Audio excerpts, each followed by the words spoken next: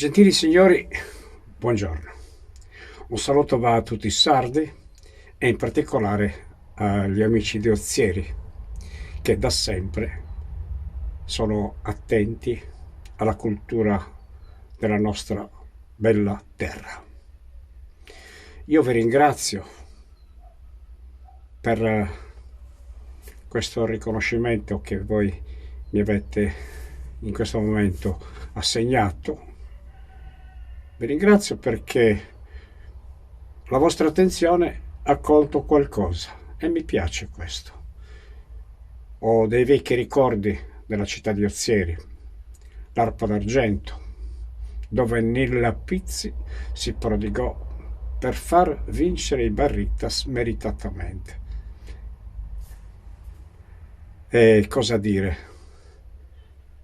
Sì, sono attento alla Sardegna perché ci sono nato e ho sofferto con lei, assieme a voi e assieme a tutti i sardi che dentro o fuori hanno questa passione per la propria terra, l'amore che ci ha sempre distinto da tutti gli altri.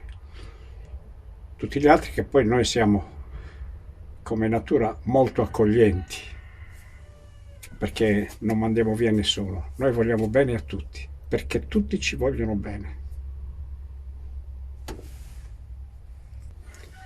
Perché c'è un proverbio che dice: ogni buon continentale tiene un sardo nell'armadio e ogni sardo intelligente c'ha un amico incontinente. Allora, intanto vorrei dedicare a voi una poesia. Terra mia, oggi ho serrato scantenne terra mia, coros allegros, rundins e chelu, da basso a sopra castello e baronia, mares, bader, rios, llanos e montes. Sole, turrone, caso e casadinas, pianto di chi è atteso di Riulende, torrente, andente, Montemanno, bello, nanne dumeo, su mondo è scambiato. Figlio sullo conzeno, lacrimas e dolores, amore in terranzena, un'altra raichina, a chi è tesoro che vi entrate a mezzo, ponendo d'ogni cosa in manonzena. Sigo cantende sempre a terra mia, terra in lì da chiedere dinari. Sanzeno vostro mare in domo mia, bendito an terra e figlio stotto un pare. Sigo ballando dillo, ballo tondo, passo torrato,